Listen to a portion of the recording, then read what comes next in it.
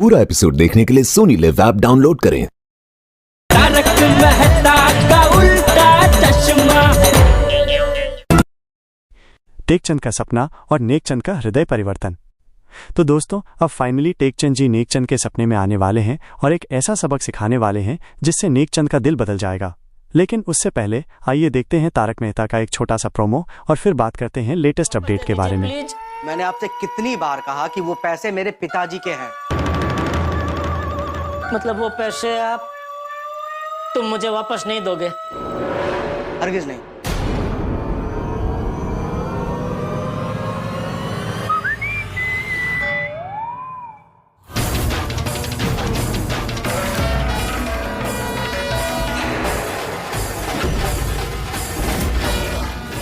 जेठालाल की निराशा और बापूजी की सीख।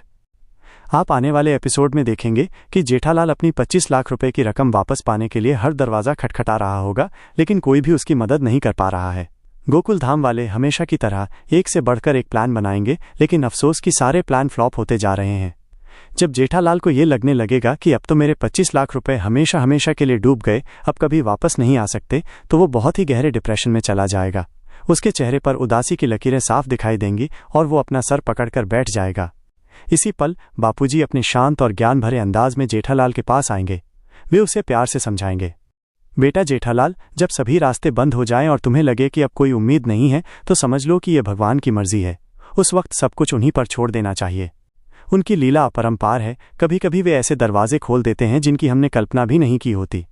बापूजी की इन बातों से जेठालाल को थोड़ी राहत मिलेगी और वो गहरी सांस लेकर सोने चला जाएगा। नेकचंद का अपराध बोध और अजीब सपना। इधर रात को जब जेठालाल सो रहा होगा तो उधर नेकचंद के मन में थोड़ा थोड़ा अपराध बोध जाग रहा होगा।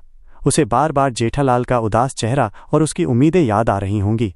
उसकी आंखों में नींद तो होगी, लेकिन उसका मन बेचैन होगा। और फिर नेकचंद को एक अजीब सपना आएगा। सपने में एक चमकदार रोशनी से घिरे टेकचंद जी प्रकट होंगे। वे नेकचंद को एक ऐसे आईने के सामने खड़ा करेंगे जिसमें उसे अपने किए गए गलत काम दिखाई देंगे। टेकचंद जी अपनी शांत लेकिन प्रभावशाली आवाज में नेकचंद को समझाएंगे कि कैसे लालच इंसान को अंधा बना देता है और दूसरों को दुख पहुंचाकर कभी खुशी नहीं मिल सकती। वे उसे याद दिलाएंगे कि असली दौलत पैसों में नहीं, बल्कि ईमानदारी और अच्छे कर्मों में है। क्या नेकचंद इस सपने से जागेगा और उसका हृदय परिवर्तन हो जाएगा? क्या वो जेठालाल के पैसे लौटा देगा?